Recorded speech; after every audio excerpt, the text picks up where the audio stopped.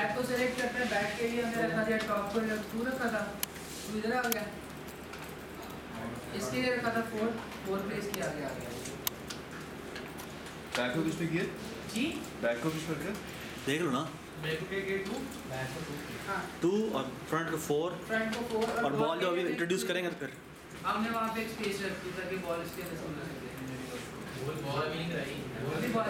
अच्छा यार यहां तो सब में पहुंच गए और आपको नजर आना शुरू हो गया। हाँ, अब आपको यहाँ पे देख रहे हैं हेड भी नजर आने पड़ी है। अब हम क्या करते हैं, प्लेयर को सेलेक्ट करते हैं, तो प्लेस करते हैं तकरीबन यहाँ पे करके, ठीक है। अब हमने क्या करना है, अब हमने इसको मूव करवाना है। अगर मैं राइट और लेफ्ट पे क्लिक करता हूँ, राइट की या लेफ्ट एरो की पे क्लिक करते हैं या ए और डी पे क्लिक करते हैं, तो ये मूव करनी चाहिए, राइट, ठीक है। अब हम क्या करेंगे, उसके लिए यूनिटी के अंदर क्या होता है कि जैसे वहाँ पे ये बहुत इंपॉर्टेंट बात है, प्लीज सुन लें। मल्टीपल क्लासेस बनाते हैं, ठीक है, कि ये क्लास ये क्या करेगी, जैसे कोई चेस में अगर काम कर रहे हैं तो चेस की क्लास का ये काम है, पॉन की क्लास का ये काम है, क्वीन का काम ये है, ठीक है। यूनिटी के अंदर क्या होता है, यूनिटी के अंदर कंपोनेंट सिस्टम होता है, ठीक है। कंपोनेंट सिस्टम क्या होता है कि क्योंकि गेम ऑब्जेक्ट एक जेनेरिक क्लास है, उसको किसी चीज़ में भी कन्वर्ट किया जा सकता है, तो वो किस तरह से कन्वर्ट होते हैं, डिफरेंट कंपोनेंट से, ठीक है। कि अगर दो इंसान ने एक ही ग्लासेस लगाए हैं, एक में नहीं लगाए, ठीक है, क्योंकि है तो दोनों गेम ऑब्जेक्ट, दोनों इंसान है, ठीक है। बस क्या होगा डिफरेंट के एक ने ग्लासेस लगाए हैं, वो अच्छा देख सकता है, अगर दोनों की नज़र खराब है, जिसने नहीं लगाया वो नहीं देख सकता सही तरह से। तो ग्लासेस क्या है, एक कंपोनेंट बन जाता है आपका, ठीक है। अब हमने क्या करा, और कंपोनेंट्स बहुत छोटे छोटे डिवाइड करते हैं, आप प्रिसाइज रहते हैं कि अगर आपने हेड को मूव करवाना है तो सिर्फ इस कंपोनेंट का काम क्या है, सिर्फ हेड को मूव करवाना है, ठीक है। सवाल कुछ एब्स्ट्रैक्ट सिस्टम होता है नहीं। अच्छा, फोल्डर बना लेते हैं स्क्रिप्ट्स का। अच्छा, ये कन्वेंशन की क्यों फॉलो की जा रही है, कन्वेंशन इसलिए फॉलो की जा रही है कि जब हम मल्टीपल लोग आप या फिर ग्रुप में काम कर रहे होते हैं एक प्रोजेक्ट के ऊपर, ठीक है, या फिर आप किसी के प्रोजेक्ट की सेटिंग प्रोजेक्ट को आगे काम करने अपडेट्स वगैरह करने लगते हो, तो ये जो सारे जो डेवलपर्स हैं वो इस टेक्निक को फॉलो करते हैं, नेमिंग कन्वेंशन। इससे क्या होता है कि आपको आसानी से रिकग्नाइज कर सकते हो कि कौन सी चीज़ कहाँ पे पड़ी हुई है, ठीक है। अगर रैंडमली मैं सब कुछ प्लेस करने लग पड़ूंगा और मैं किसी और का प्रोजेक्ट दूंगा तो उसको पता नहीं चलेगा कि कौन सी चीज़ किधर पड़ी होगी, और बहुत ज़्यादा गन मच जाता है। ये तो बहुत छोटी गेम है, जब बड़ी गेम में तो बहुत गन मच जाता है। स्क्रिप्ट्स पे आते हैं, यहाँ पे सी# की स्क्रिप्ट जी प्रोजेक्ट में फोल्डर बनाए स्क्रिप्ट्स का, राइट क्लिक, क्रिएट सी# स्क्रिप्ट, ठीक है। अच्छा, अब स्क्रिप्ट का नाम रखना है, ध्यान से रखना है। इसके क्या होगा, ये ऐसा मैं तो कहता हूँ प्लेयर कंट्रोलर, ठीक है। इसका कुछ बेवेज है कि स्टार्टिंग अल्फाबेट से नहीं होना चाहिए, न्यूमेरिक से नहीं होना चाहिए, ठीक है, और नाम के बीच में स्पेस नहीं आने डालनी। ये क्लास बन रही है, राइट? हाँ, ये क्लास बन रही है, ठीक है। एसेट्स के अंदर जाके क्लासेस पढ़, हाँ, एसेट्स के अंदर स्क्रिप्ट्स के अंदर मैंने स्क्रिप्ट बना ली है। वो कैसे बनाई? राइट क्लिक, फोल्डर के ऊपर क्लिक करके क्रिएट सी# स्क्रिप्ट, इसको ओपन कर लेते हैं, डबल क्लिक करके ओपन कर लेते हैं।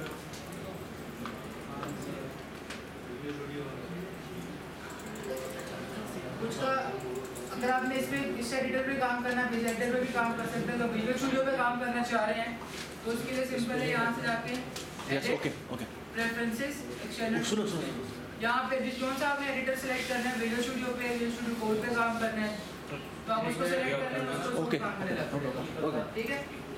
ये गाना कहाँ से आएगा? एडिट, प्रेफरेंसेस, एक्सटर्नल टूल्स, देख लो ना, और यहाँ पे पड़ा हुआ है, यहाँ पे जो सा हमें एडिटर सेलेक्ट करना है जिसके ऊपर हमें काम करना है, ठीक है। अभी मैं मोनोबिहेवियर यूज कर रहा हूँ, मोनोबिहेवियर यूनिटी का डिफॉल्ट एडिटर है, इसका नाम है मोनोबिहेवियर। ये स्टूडियो पे नहीं करना, वो मैंने ब्लैकबोर्ड यूज करता था, मैंने ठीक। बाकी बच्चों आप लोगों का विजुअल स्टूडियो में खुल गया होगा, है ना? तो ठीक है, उसी में करो, कोई मसला नहीं। जब कंट्रोल एस करेंगे वो खुद ब खुद उसके अंदर आ जाएगा। हाँ, वो जो भी मैसेज देना है उसमें तो कर यार एक और चीज़ है, 2-3 रूल्स है वो फॉलो करने हैं। वो क्या फॉलो करने हैं कि जो अभी क्लास का नाम है और जब भी यार ये प्लीज सुन ले बॉस गौर से। क्लास का नाम और फाइल का नाम ये हमेशा सेम होना चाहिए, वरना आपके एरर्स आएंगे। ठीक वो है? बाय डिफॉल्ट जो बनाता है उसे चेंज ना करें बस। बाय डिफॉल्ट इस तरह से होता है कि कभी कभी आप इस तरह करते हो, right click C sharp script enter दबा देते हो, हाँ उसके बाद आप कहते हो लेट्स सपोज दिस इज वहाँ पे नहीं होगा जैसे हाँ बिल्कुल वही बस। पहले तो नहीं वो उसके अंदर उसका नाम चेंज नहीं करेगा। हाँ उसका नाम वही होगा, तो उसको आपको चेंज करना पड़ेगा जाके। ठीक है, तो उसके अंदर जाकर आपको चेंज करना पड़ेगा।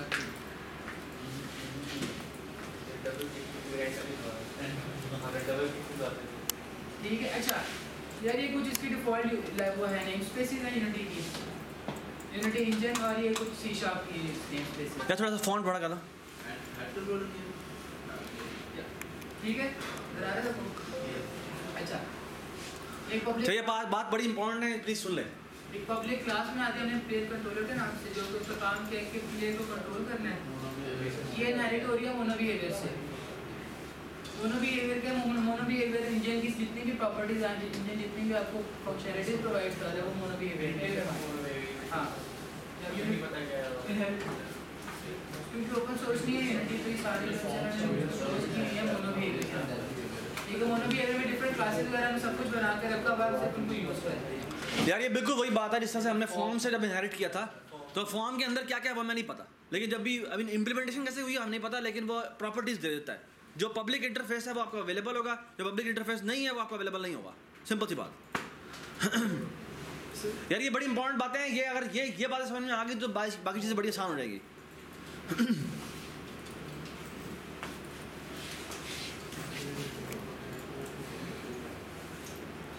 अच्छा यार यहाँ आप देख लें दो फंक्शन ने डिफॉल्ट भी बना दिए हैं।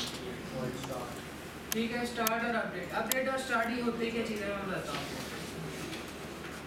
अगर मैं चीज़ चाह रहा हूँ कि एक ऑब्जेक्ट है, जब मूवी देख लाइट ऑफ करना। मूवी के अंदर क्या होता है, स्टिल इमेजेस होती हैं पर वो बहुत ज़्यादा फ्रेम रेट से मूव करती है, तो आपको लगता है कि स्मूथ मूवी चल रही है। ठीक है, लेकिन एक्चुअली इमेजेस ही होती है, ये तो आपको पता होगा कि मूवी में किस तरह टेक्सचुअल इमेजेस होती है। अब वो क्या होता है कि फ्रेम रेट के ऊपर होता है, 23 या 24 फ्रेम रेट के बाद आपका जो है आइडेंटिफाई नहीं कर सकती कि वो इमेजेस हैं। उसके ऊपर जितना रह जाते हैं वो उतना स्मूथ एनिमेशन होती जाती है, वीडियो होती है, लेकिन 24 मिनिमम रिक्वायरमेंट है। अपडेट का फंक्शन क्या होता है, अपडेट का फंक्शन होता है कि जो आपको डिवाइस की फ्रेम रेट है ना, जितना उसका फ्रेम रेट है उतने टाइम्स ये 1 सेकंड में कॉल करता है अपडेट के फंक्शन को। ठीक है, लेट्स सपोज मेरे अगर एक डिवाइस है जिसका फ्रेम रेट आ रहा है 60, तो अपडेट का जो फंक्शन है ये वाला, ठीक है, ये 1 सेकंड के अंदर 60 टाइम्स कॉल होगा। ठीक है, और जो स्टार्ट का फंक्शन है ये क्या चीज़ करता है, एक दफा जैसे किसी ऑब्जेक्ट को मेमोरी मिलती है तो स्टार्ट के अंदर कॉल शुरू में होता है।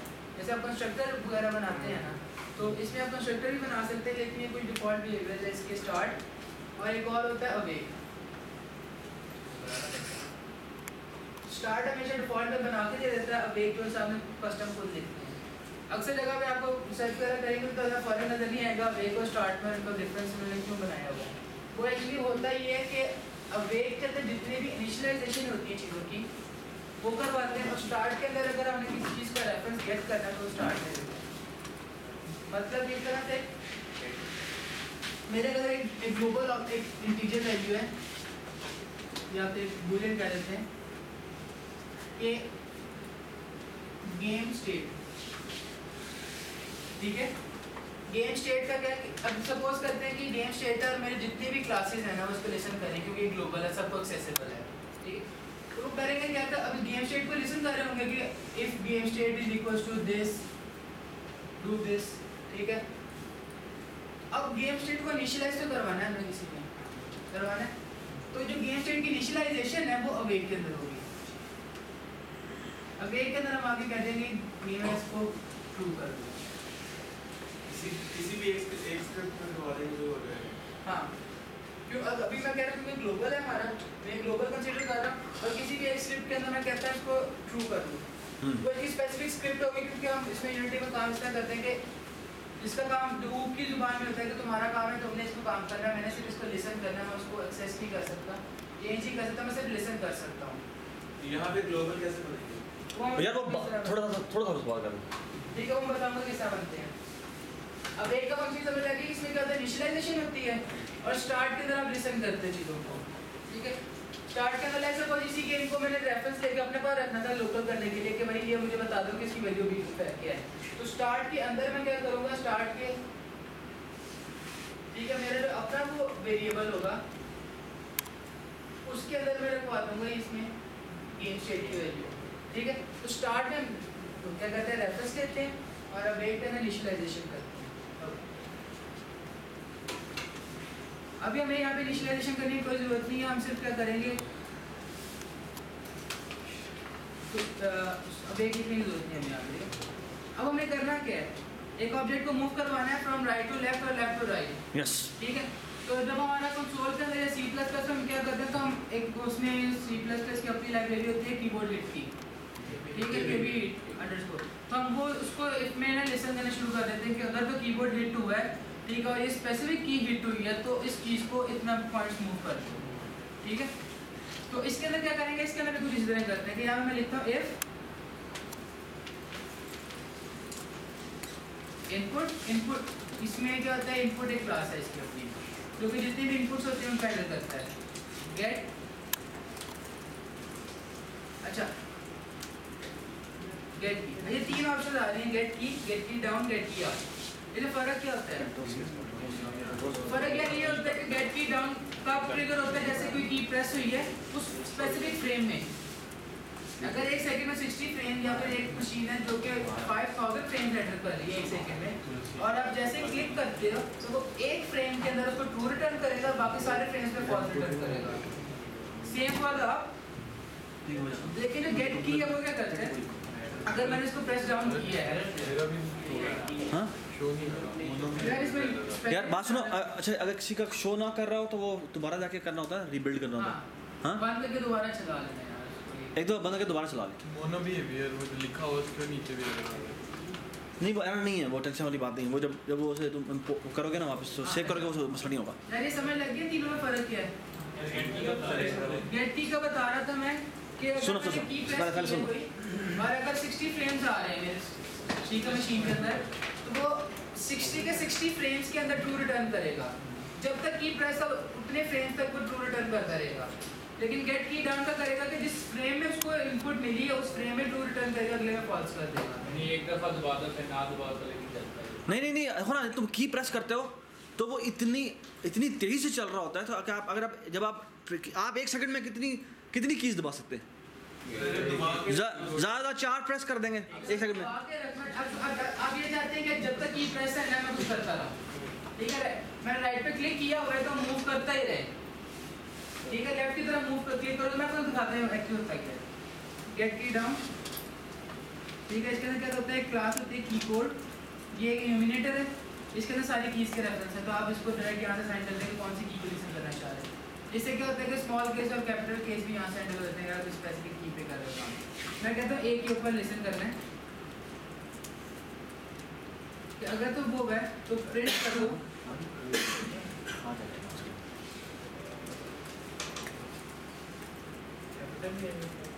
हाँ ये गेट की डाउन लगाया मैंने, ठीक है,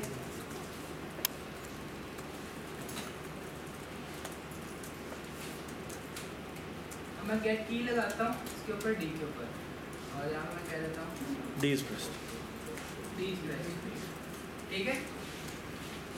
मैंने समझ लिया क्या क्या, बहुत सिंपल चीज़ है यार, 2 एक्स्ट्रा आए हैं मैंने, और उसमें मैंने कह दिया अगर ए पे क्लिक प्रेस होता तो वो बता दे, एल्स में इसलिए नहीं रखा क्योंकि अगर मैं दोनों इनपुट्स एट द टाइम वो करनी हो, हमने हैंडल करनी हो तो हम उसको एल्स में नहीं रखेंगे, वरना हम एक को हैंडल करेगा सेट करेगा। यूनिटी में आते ही देखो सर्कल चल रहा है यहाँ पे, या ये इसका मतलब है कंपाइलिंग हो रही है, ठीक है, जैसे खत्म हो गया यानी कंपाइलेशन होगी यहाँ पे कोड। विंडोज पे आके क्लिक करें कंसोल, ये कंसोल है इसका, ठीक है,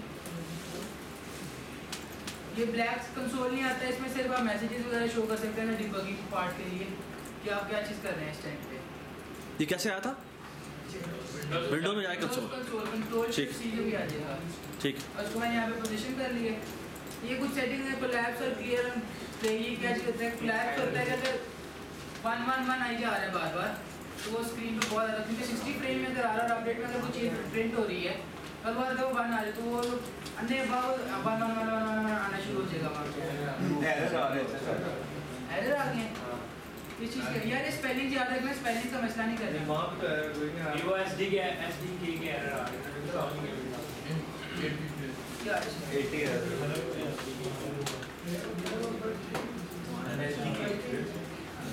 अच्छा यार, कुछ एसडीके वगैरह का एरर आते हैं ना, तो वो इसका इशू होता है यूनिटी को एक्सेप्शन क्लियर कर दो। ये करेंगे Clear कर। 80 आ रहे हैं 80 Clear कर। ये जितने भी एक्सेप्शन आ रहे हैं वो क्लियर कर दो यार। Clear कर। एक्सेप्शन के ऊपर जो जितने एरर्स आ रहे हैं ना उन पे देख लो, अगर किसी जो आपने अपनी स्क्रिप्ट बनाई है उसका अगर नाम लिखा आ रहा है किसी एक पे, तो फिर एरर आएगा वो स्क्रिप्ट के अंदर, वरना यूनिटी का अपनी एक्सेप्शन है। उसका तरीका भी करते हैं कि आप यहाँ पे क्लियर पे क्लिक करते हैं, तो जितनी एक्सेप्शन होती है वो चली जाती हैं और जो एरर्स हैं वो सिर्फ रह जाते हैं। हम क्लियर करेंगे तो वो जो उसके error रहेगी। हाँ, जो आपकी कोई अगर स्क्रिप्ट में सिंटैक्स का एरर है वो रह जाएगा, एक्सेप्शन जो है वो क्लियर हो जाएगी। ये शायद ये बहुत अच्छा यार, इधर आते हैं। अभी मैंने स्क्रिप्ट लिखी है यहाँ पे, ठीक है यार, स्क्रीन पे देखें हम, स्क्रीन पे देखें यार, बाद में देख कर लेना। अभी मैंने यहाँ पे स्क्रिप्ट लिखी है, उसने कंपाइल कर लिया, कंपाइलेशन का साइन आया था, उसके बाद उसने कर दिया। अब लेकिन अगर मैं प्ले करता हूँ और कंसोल पे जाके, ठीक है, और मैं ए दबाता हूँ तो कंसोल पे कुछ प्रिंट नहीं हो रहा, डीवी प्रिंट नहीं हो रहा। उसके पीछे वजह क्या है कि मैंने स्क्रिप्ट तो लिख ली है, मैंने क्लास तो बना ली, पर उस क्लास का ऑब्जेक्ट नहीं अभी तक बनाया, ठीक है। ऑब्जेक्ट बनाने का तरीका क्या है कि जो मेरा प्लेयर है वो मेरी स्क्रिप्ट का ऑब्जेक्ट होगा, ऐसे ही है।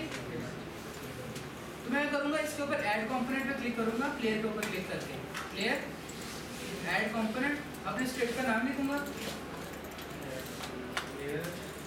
ऐड कंपोनेंट, यहाँ पे स्क्रिप्ट का नाम लिखो, जो आपने स्क्रिप्ट का नाम रखा है उसको यहाँ प्लेस कर रहे हैं।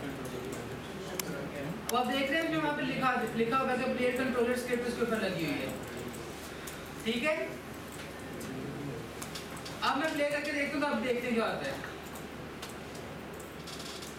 कंसोल पे आते हैं, यहाँ पे मैं ए पर क्लिक करता हूँ तो मैंने ए दबा के रखा हुआ इस टाइम पे, लेकिन वो देख रहे हैं एक मैसेज आया इस टाइम पे, तो इसको मैं कोलैप्स नहीं कराता तो ये 3 दफ़ा, 4 टाइम क्लिक करता हूँ तो उसने सिर्फ एक दफ़ा ए स्पेस लिखा है। लेकिन अगर मैं डी पे क्लिक करता हूँ तो देख रहे हैं हर फ्रेम के अंदर उसको की को रजिस्टर करी जा रहा है। समय लग रही है चीज़ की, क्या चीज़ की पे था, वो की पे था ना, डी की पे था, डी की पे था, तो हर फ्रेम में ट्रू आएगा। हाँ, अभी देख रहे हैं काफी गन बच गया यहाँ पे, ठीक है गन, तो ये कोलैप्स एक्चुअली से होता है, इसीलिए को बता दें कि कितने टाइम मैसेज ये सेम प्रिंट हुआ है। कोलैप्स कर लेते तो सफाई रहती है यहाँ पे, ठीक है। 4 टाइम मैसेज नहीं आया, मैसेज नहीं आ रहा, तो भाई भी कैपिटल लेते हैं, आपने इस पर स्क्रिप्ट लगाइए यहाँ पे, कैपिटल लेते हैं जो सेव आपकी सेव नहीं हो सकती, आपकी स्क्रिप्ट सेव नहीं हुई। अच्छा यार सेव भी कर ले अपनी स्क्रिप्ट को ना, ताकि वो सेव हो गया अप्लाई हो, वरना मैं अपनी स्क्रिप्ट ही कंट्रोल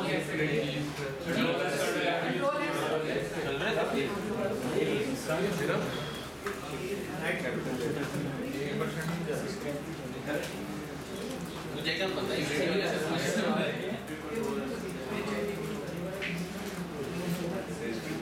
यार मुझे भी देखा था,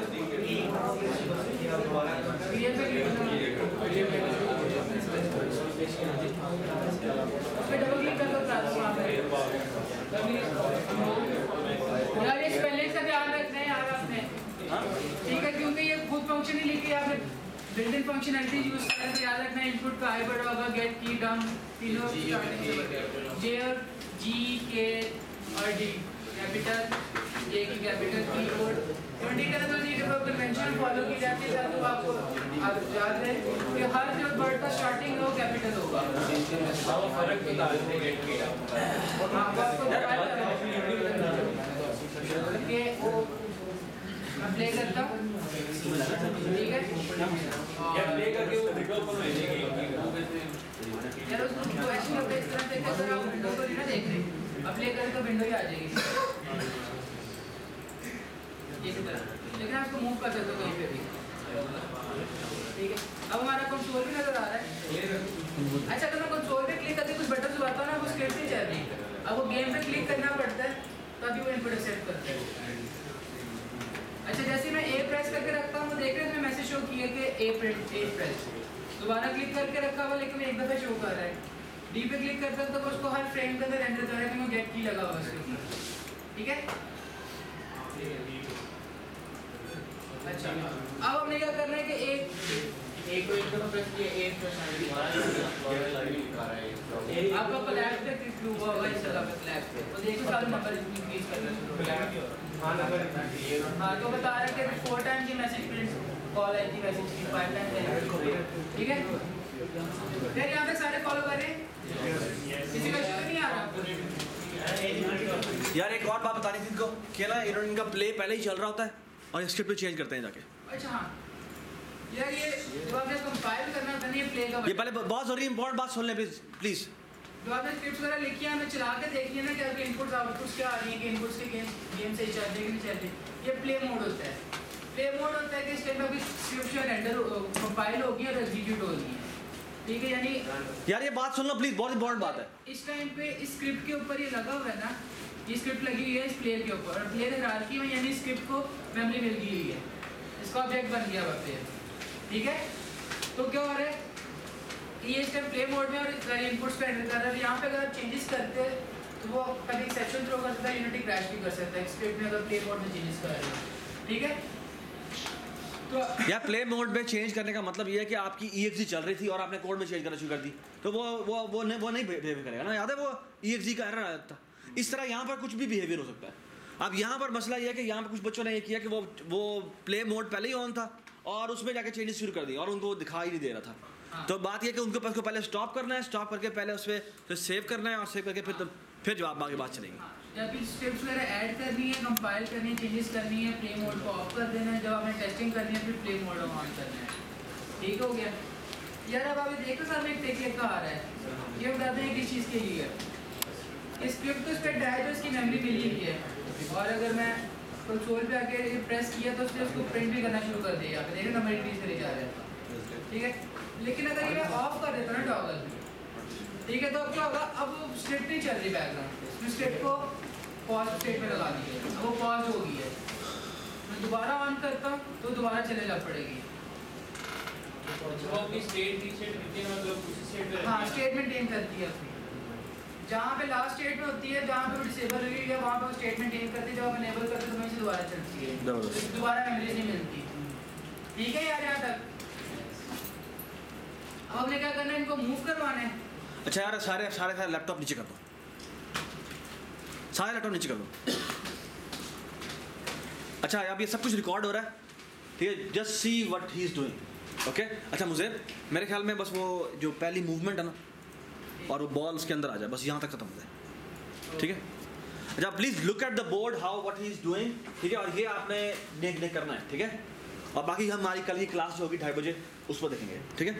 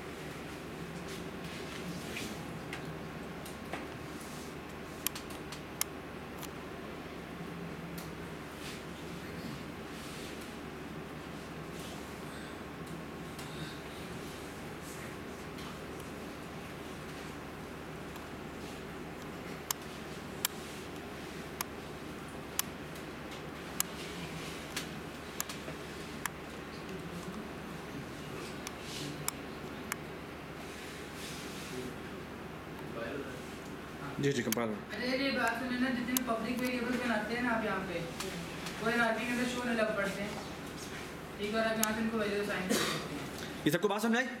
उसने उस क्लास के अंदर जाकर एक पब्लिक वेरिएबल बनाया है जो कि अब उसको उस प्रॉपर्टी वाले मेन्यू में नजर आ रहा है। जस्ट लाइक कि हम जिस तरह से हम क्या करते थे, हमने जैसे बटन बनाते थे तो हमें प्रॉपर्टी में नजर आना शुरू करते थे। बिल्कुल यही बात है यहाँ पे। अच्छा ये देखना मूव करना शुरू कर दिए। Look at this. हाँ ए से लेफ्ट, बी से राइट, ठीक है। और ये देख रहे हैं इसकी वैल्यू चेंज कर रहा है। ये इसकी ट्रांसफॉर्म की स्क्रिप्ट को देख रहे हैं। आप एक स्क्रिप्ट दिखाएंगे तो ट्रांसफॉर्म, ये प्लीज देखें क्या हो रहा है, क्या हो रहा है। Transform position. ट्रांसफॉर्म एक ऑब्जेक्ट है जो अपने पास रखता है, हर गेम ऑब्जेक्ट के पास होता है कि वो अपनी प्रॉपर्टीज रख रखता है, ठीक है। मैं कहता हूँ मेरी अपनी पोजीशन के अंदर में से माइनस कर दो ये एक वेक्टर 3। वेक्टर 3 क्यों रखा इसने? क्योंकि हमारे पास एक्स वाई जी 3 कोऑर्डिनेट थे।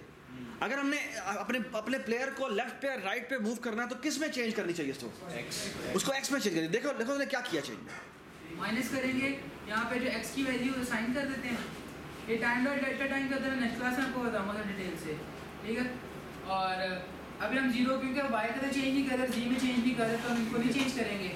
और अभी हेड और स्पीड जो है ना वो वेरिएबल है ताकि हम उसको कंट्रोल कर सकें स्पीड को। अब हमने इसको लेफ्ट और राइट मूव करवा लिया, अब ये बाहर भी चला जाएगा स्क्रीन से।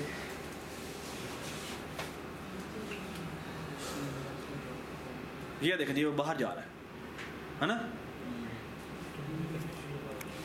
ये देखिए स्क्रीन से बाहर भी जा रहा है। देख रहे हैं बाहर मूव करता जा रहा है क्योंकि कैमरा के बाहर चला जाता तो रेंडर नहीं होता। अब हमने इसको क्या करना है, एवरीबॉडी अंडरस्टैंड क्या हुआ है?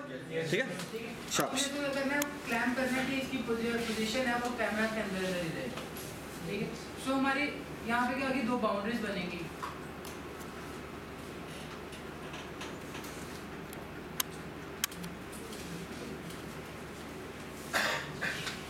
जी ये लेफ्ट लिमिट राइट लिमिट दो प्रॉपर्टीज बनाई, ये कहाँ पर विजिबल होगी? ठीक है शाबाश। ये आपका देखना कंपाइल होगा ना, कंपाइल हो रहा है फिलहाल देखिए वो व्हील में जो नजर आ रहा है,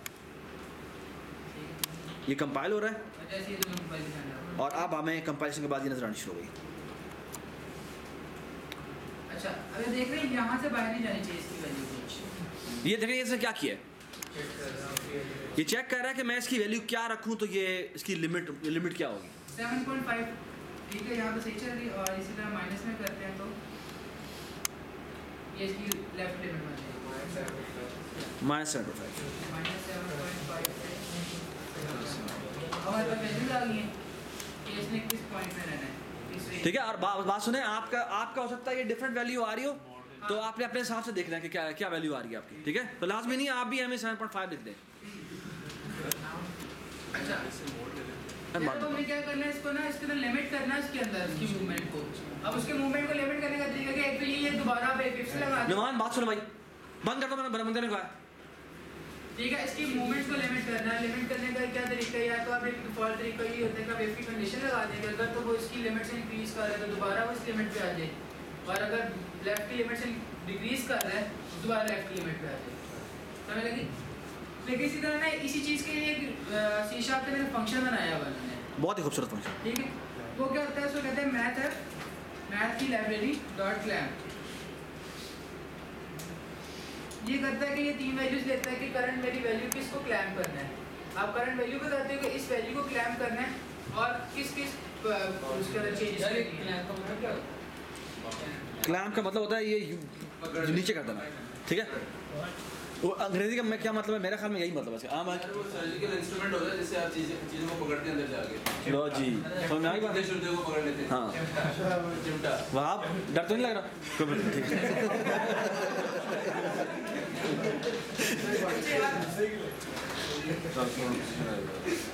हमने करना है कि इसकी एक्स पोजीशन को क्लैम्प करना है, ठीक है। कि वो Do you all agree कि हमने सिर्फ एक्स पोजीशन को ही क्लैम्प करना है? वाई से सी चेंज करने की जरूरत नहीं, क्योंकि हम चेंज भी नहीं कर रहे हैं, हम सिर्फ एक्स को भी कंट्रोल कर रहे हैं, ठीक है। अच्छा ट्रांसफॉर्म एक डिफॉल्ट मैंने आपको बताया था कि हर ऑब्जेक्ट एक ट्रांसफॉर्म का ऑब्जेक्ट होता है, उसके अंदर तीन प्रॉपर्टीज होती हैं, पोजीशन, रोटेशन और स्केल। यस ठीक है, हमने बाकी को नहीं छेड़ना फिलहाल। बाकी को नहीं छेड़ना, ठीक है। अब हमने पोजीशन को चेंज करें तो इसका ट्रांसफॉर्म पोजीशन का वेरिएबल है ना, वो उसमें होता है कि आप उसको आप चेंज करना है ना तो वेक्टर 3 असाइन करते हो। मतलब बताता हूँ, अगर पोजीशन डॉट एक्स है ना, अगर इसको आप चेंज नहीं कर सकते। इसको आप प्लस प्लस करना चाहो तो नहीं कर सकते क्योंकि एक्स वाई जी जो है ना रीड ओनली वेरिएबल है। ठीक है, इनको चेंज करने का तरीका साइन करना होता है। हाँ। इसको साइन करने का तरीका है कि न्यू वेक्टर 3, ये समझ लग रहा है न्यू वेक्टर 3 क्या करता है, न्यू ऑब्जेक्ट बनाता है वेक्टर 3 का, उसको कंस्ट्रक्टर में वैल्यू साइन करता है, उसको ऑब्जेक्ट का रेफरेंस पास कर देता है। ठीक है, तो हम क्या करते हैं, हाँ अब हमने इसकी एक्स की वैल्यू को चेंज करना है ना कस्टम एक्स में, तो हम क्या करते हैं कि इसके जो डिफॉल्ट अभी वैल्यू वो वैल्यू रिसीव कर लेते हैं वेक्टर 3 हमारा position is equal to transform dot position. ठीक है, अब करंट वैल्यूज आ गई हैं, हमारा position dot X is equal to dot position वही है जो सेंटर था हमारा वहाँ पे, हाँ जो पोजीशन वही है जो सेंटर होता था हमारा। नहीं, जो जिस ऑब्जेक्ट के ऊपर ये स्क्रिप्ट लगा होगा ना उसी कीबोर्ड की वो ट्रांसफॉर्म ले रहा है। ये हमने स्क्रिप्ट याद है किसके ऊपर लगाया था, प्लेयर के ऊपर लगाया था, तो ये प्लेयर की ही पोजीशन उसने ट्रांसफॉर्म उठाई है। ठीक है, ये डिस्क का रेफरेंस होता है इसके पास। ठीक है, ये जिसके ऊपर स्क्रिप्ट लगी है उस डिस्क का ट्रांसफॉर्म का की पोजीशन। ठीक है, हमने क्लैम करवाना है, उसको इनपुट देते हैं कि किस वैल्यू को क्लैम करवाना है। मैंने एक्स वैल्यू को क्लैम करवाना है लेफ्ट लिमिट में और राइट लिमिट में। ये सबको समझना है इसका क्या मतलब, क्या किस तरह काम कर रहा है। आप इसको एक वैल्यू देते हैं, आप कहते हैं कि लेफ्ट और राइट इन दोनों के दरमियान में होनी चाहिए। अगर ये से लेफ्ट साइड से एक्सीड लेफ्ट साइड से लेफ्ट साइड पे जा रही होगी तो वो लेफ्ट पे लिमिट कर देगा, और राइट से राइट पे जा रही होगी तो राइट पे लिमिट कर देगा। हमने कहा था कि रीड ओनली है एक्स। हाँ नहीं, वो सिर्फ रीड ओनली दिस के लिए है। ठीक है, ट्रांसफॉर्म डॉट पोजीशन खाली है ना, वो रीड ओनली है, उसको मैंने कॉपी कर दी है वेक्टर 3 के एक ऑब्जेक्ट में, वो एडिटेबल है। ठीक है, और ये रिटर्न करता है एक वैल्यू, ये एक्चुअली इसमें चेंजेस नहीं करता, खाली मैथ है, ये सिर्फ उस पर क्लैम्प करके एक वैल्यू रिटर्न करता है, उस वैल्यू को असाइन करना हमारा काम है यहाँ पे, ये जो मैं कर रहे हैं यहाँ पे। ठीक है, इक्वल पे दोबारा साइन करना है, क्या वैल्यू देते हो, कोई क्लैम्प करके वैल्यू रिटर्न करता है, फिर उस वैल्यू को अगर आपको दोबारा उसमें रखवाना है तो आप रखवा देते हैं। और अब ये वेक्टर 3 के अंदर चेंजेस हुई हैं जी। अब क्या करना चाहिए, एक मिनट मुझे, आप ट्रांसफॉर्म को ये पोजीशन असाइन कर देना चाहिए। तो ट्रांसफॉर्म को हम चेंज नहीं कर सकते। नहीं, ट्रांसफॉर्म को चेंज कर सकते हैं, ट्रांसफॉर्म डॉट एक्स को चेंज नहीं कर सकते, डॉट वाई को नहीं चेंज कर सकते। Position dot X position dot Y, ये असाइनमेंट ऑपरेटर चल सकता है उसके ऊपर।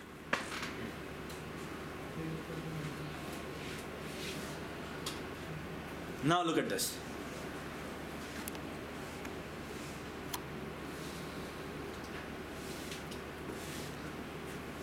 देखिए पहले इसने जो प्ले था वो खत्म किया फिर चलाया, देखिए नाउ लुक एट दिस। अब देखना बाहर नहीं जा रहा, मैंने प्रेस किया वो फिर वहीं पे रुका हुआ है। यार ये फुल स्क्रीन कैसे होता है? फुल स्क्रीन होता है, राइट क्लिक करके यहाँ से मैं मैक्सिमाइज कर दूँ, या फिर एक पे क्लिक कर दो मैक्सिमाइज ऑन प्ले, जैसे आप प्ले पे क्लिक करोगे मैक्सिमाइज कर देगा उसको। चला के दिखाने को। अभी आगे अच्छा ये देख रहे लाइन आ रही है हल्की सी एक बीच में, ये ग्राफ से ही से राइट ग्राफ से साइड से इधर साइड भी नहीं, तो आपके पास स्पेसिफिक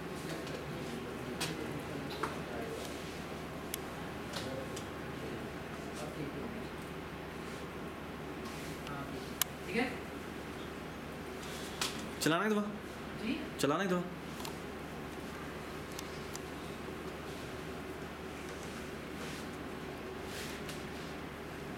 ठीक है यार, अब अगर स्लो चल रही है, अगर आपने फास्ट स्पीड इंक्रीज करनी है, क्योंकि हमें सारे इसके वेरिएबल बना लिए थे पब्लिक, तो अगर मैं यहाँ से अगर इसकी वैल्यू चेंज करके 15 कर देता हूँ तो ये तेज चलेगा पड़ेगा।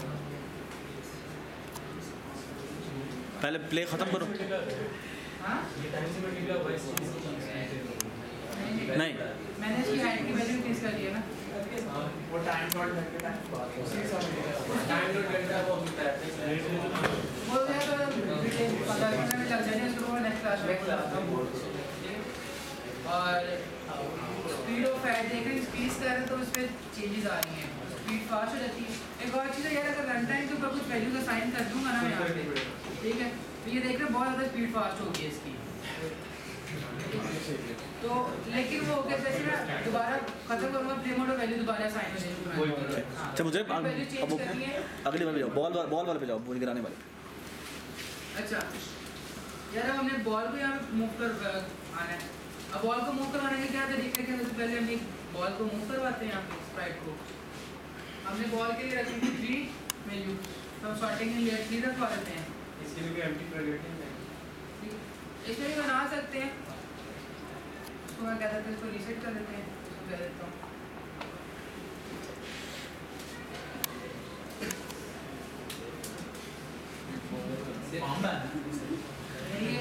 सेव बॉल है। हां ऐसे बॉम्ब है। ठीक है यार। अच्छा इसको मूव करवाने का क्या तरीका क्या है? हम एक स्क्रिप्ट लगाते हैं, स्क्रिप्ट के अंदर उसकी y की वैल्यू को ना कंटीन्यूअसली डिक्रीज करवाते हैं, ये तरीका है। लेकिन ग्रेविटी भी सीधा वर्क करती है कि उसकी y के अंदर नेगेटिव डिक्रीज करेगी। हम क्या करेंगे कि हम उसके ऊपर कुछ स्क्रिप्ट लिखेंगे जो यूनिटी का कोशिश करते हैं जो प्री डिफाइंड फंक्शन गिवन है हम उनको यूज करें, ठीक है। और जहाँ पे पूरी फंक्शनलिटी हमें गिवन नहीं है उसके लिए हम अपना कुछ कोड लिखते हैं, ठीक है। अब फिजिक्स से अगर ये ऑब्जेक्टिव में प्ले करते हैं तो बॉल वहीं की वहीं खड़ी रहेगी, ठीक है। वहीं की वहीं खड़ी है, वो मूव भी कर रही है। अब हम क्या करते हैं कि इस बॉल को अगर मैंने मूव करवाना है नीचे की तरफ तो उसके लिए फिजिक्स पे अप्लाई करनी पड़ेगी। फिजिक्स अप्लाई करने के लिए यूनिटी के अंदर होता है रिजिड बॉडी, ठीक है। ऐड कंपोनेंट रिजिड बॉडी जो डिफॉल्ट है वो होता है 3D के लिए, 2D के लिए 2D रिजिड बॉडी 2D, ठीक है। ये स्क्रिप्ट है, ये कंपोनेंट है, ये कंपोनेंट है, ठीक है। ये प्री डिफाइंड कंपोनेंट है, ठीक है। क्योंकि मैंने आपको बताया था ना कि एक ऑब्जेक्ट जो है वो कोई भी चीज़ कन्वर्ट किया जा सकता है किसी चीज़, क्योंकि एक गेम ऑब्जेक्ट है, गेम ऑब्जेक्ट कुछ भी बन सकता है, ठीक है। तो एक एम्प्टी गेम ऑब्जेक्ट है जिसके चाइल्ड में एक गेम ऑब्जेक्ट है जो कि बॉल है, और ये खुद जो है वो फिजिक्स की प्रॉपर्टी है। गेम ऑब्जेक्ट को बना दिया किसी और चीज़ में, उसको दोबारा भी किसी और चीज़ में कन्वर्ट कर सकते हैं। यस हाँ, अगर मैं चाह रहा हूँ कि रिजिड बॉडीज पे नहीं थी लगनी चाहिए, मैं यहाँ पे क्लिक करके रिमूव कंपोनेंट करूँगा तो उसकी प्रॉपर्टी यूज कर देगा, ठीक है। अच्छा इसको बगल से मैं ऊपर मूव करके अच्छा आता है, जैसे प्ले पे क्लिक करता हूँ नीचे गिरना शुरू हो गया। अच्छा एक और ये दोबारा चलाना है और फुल स्क्रीन कर देना या प्लीज लुक एट दिस। अच्छा एक दफा छोड़ना से दोबारा एक चीज़ बड़ी मज़ेदार है जो इनको देखनी चाहिए। लुक एट दिस, ये बॉल उसके अंदर जाती है पूरी। ये फुल स्क्रीन करना, फुल स्क्रीन करो एग्जैक्टली। ये इसके अंदर जा रही है नहीं जा रही, दैट्स द क्वेश्चन देखना है। नहीं जाएगी। नहीं देखो ये पॉज का बटन होता है, किसी भी जगह पे हमने पॉज करना है, और ये बटन होता है फ्रेम बाय फ्रेम चेक करने के लिए। शाबाश जबरदस्त। Next frame next frame next frame, ये आगे आ रहा है नेक्स्ट फ्रेम, और ये इसके पीछे चला गया और इससे आगे है। अच्छा बात है, मैं लेयर इसकी सेट नहीं की थी, सेट से जबरदस्त इसकी मैं रीसेट कर जबरदस्त, बस ठीक हो गया। यार इसकी चीज़ हमें लगी। अच्छा एक कंपोनेंट के अंदर ना ये कुछ बॉडी टाइप होती है, डायनामिक, काइनेमेटिक, स्टैटिक। डायनामिक के अंदर होता है इस पर फिजिक्स अप्लाई होती है। डायनामिक के अंदर क्या होता है कि वो एक चीज़ होती है जो कि कोलाइड कर सकती है किसी चीज़ के साथ, लेकिन वो फोर्सेस एक्सेप्ट नहीं कर सकती। मतलब फोर्सेस अगर ये बड़ा बना, अगर एक लेट्स सपोज एक बहुत बड़ा पत्थर पड़ा हुआ है तो आप जाते हो भागते हो तो उसको टक्कर लगती है आपकी, ठीक है, तो वो पत्थर वहीं का वहीं पड़ा रहेगा, आपको रोक देगा पर वहीं पड़ा रहेगा। तो क्या हो रहा है कि वो एक्चुअली फोर्स एक्सेप्ट कर रहा है लेकिन वो उसको बिल्कुल बिहेव नहीं कर रहा, ठीक है। डायनामिक के अंदर क्या होता है उसके अगेंस्ट बिहेवियर को शो करता है कि अगर फोर्स अप्लाई हुई है तो फोर्स के अगेंस्ट में जो उसकी प्रॉपर्टीज होगी वो शो करेगा।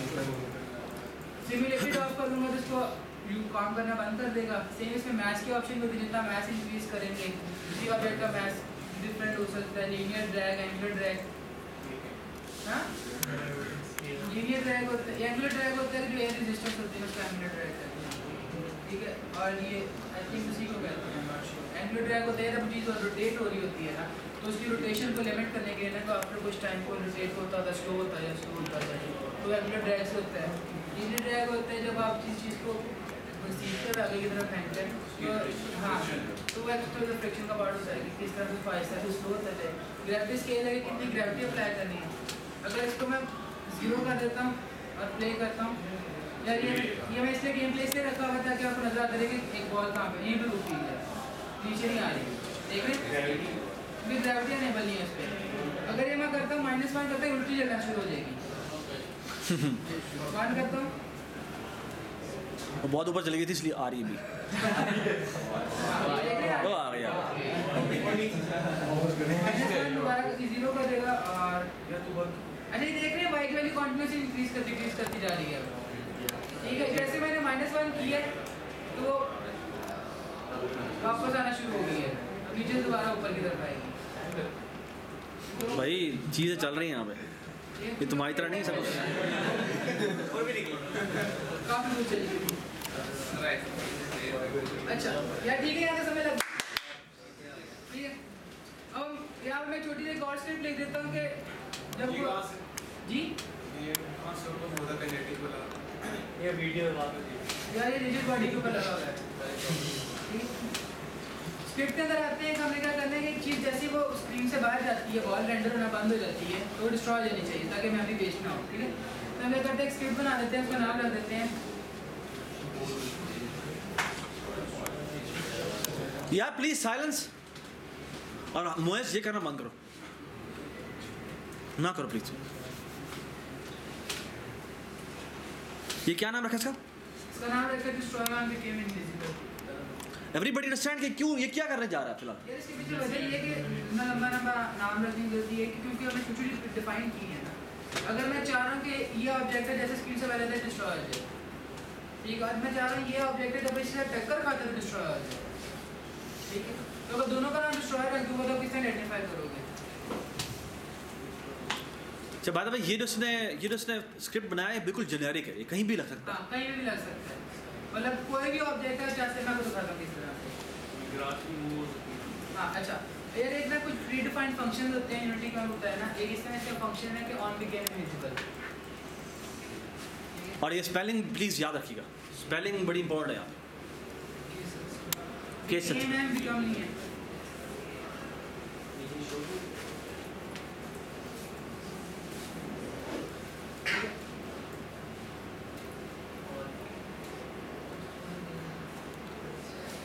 ये ऑन के गेम ऑब्जेक्ट क्यों लिखा है? दिस नहीं लिख सकते, हाँ? दिस नहीं लिख सकते।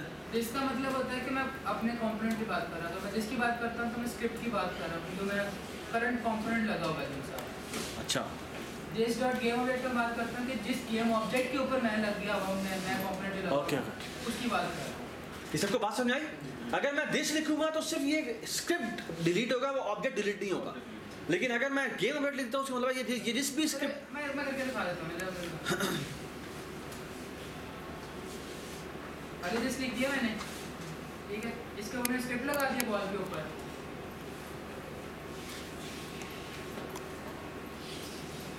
मोड में रखते हैं। अच्छा यार एक और चीज़ होती है, उसे दूसरा बताओ।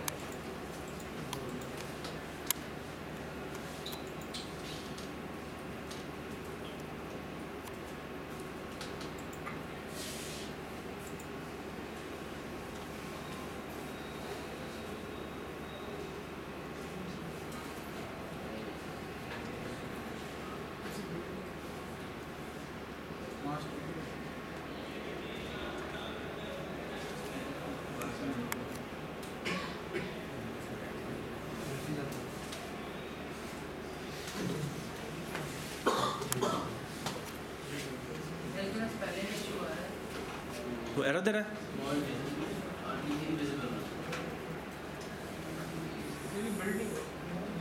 बिल्डिंग हुआ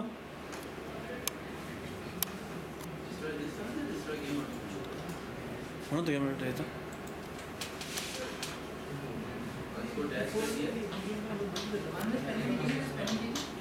हम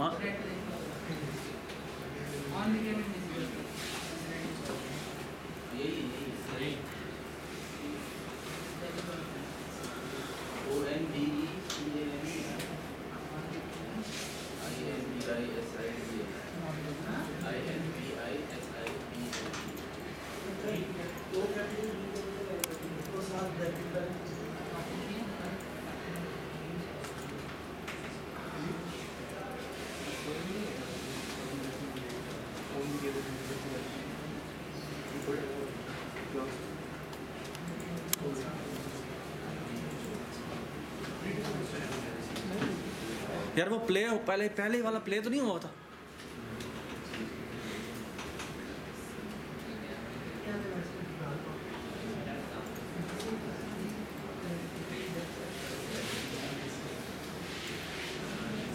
ये प्ले हाँ अब चलाओ।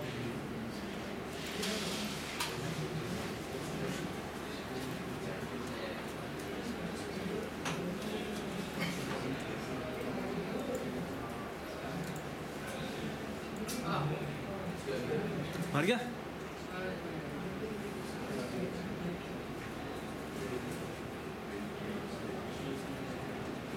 उस पे ऐड किया अच्छा हमने उस पर ऐड कर दिया। फोल्डर पे ऐड किया अच्छा ठीक है ठीक है। यार इसलिए बताओ मसला क्या था करेंगे क्या हुआ? हो गया मतलब। अच्छा इशू क्या था ऑन बिकम इनविजिबल होता क्या है कि जैसे एक चीज है ऑब्जेक्ट है कैमरा के ऊपर रेंडर हो रही है, जैसे वो रेंडर होना खत्म होती है तो उसका ऑन बिकम इनविजिबल कॉल हो जाता है। ठीक है, तो अगर एक चीज है जो कि रेंडर रखती नहीं है तो ऑन बिकम इनविजिबल कॉल कर सकती है? नहीं कर सकती। ठीक है, क्योंकि उसका काम ही है कि जब तक वो रेंडर होके दोबारा इनविजिबल नहीं होती तब तक उसने कॉल नहीं करना। ठीक है, अब हो क्या रहा था कि ये स्क्रिप्ट मैंने लगाई थी इसके ऊपर लगा हुआ रेंडर का कंपोनेंट नहीं नहीं, तो ये ऑब्जेक्ट नीचे मूव करता आता एक टाइम के बाद स्क्रीन से गायब जा रहा था, लेकिन इस पर रेंडर लगा ही नहीं हुआ तो इनविजिबल कॉल ही नहीं कर रहा। ओके ओके ठीक है, रेंडर तो लगा हुआ है इसके ऊपर, समझ लगी? ठीक है, अच्छा अब मैं क्या कर जा रहा हूँ कि हाँ ठीक है। अच्छा अब मैं बताता हूँ अब फर्क क्या है इसके अंदर स्क्रिप्ट। इसको अगर मैं सेलेक्ट करके रखता हूँ ये ऐड कैसे हुआ? क्या चीज़ यहाँ ही है ऑप्शन नहीं एक बात रेंडर कैसे ऐड किया तुमने? वो रेंडर जो मैंने इमेज मूव किया था ना हाँ हाँ और उसको मैंने सेव होकर चैट बनाया था ना, सही। तो सेव जो बॉल है ना वो उसके ऊपर रेंडर लगा हुआ है। अच्छा समझ लगी इस बात की? हाँ ठीक है। अच्छा, यार मैं प्ले करके देखता हूँ तो क्या होगा। देखने वाली स्क्रिप्ट रिमूव हो गई यहाँ से, हाँ वो इनविजिबल हो गई है। इनविजिबल ही मूव हो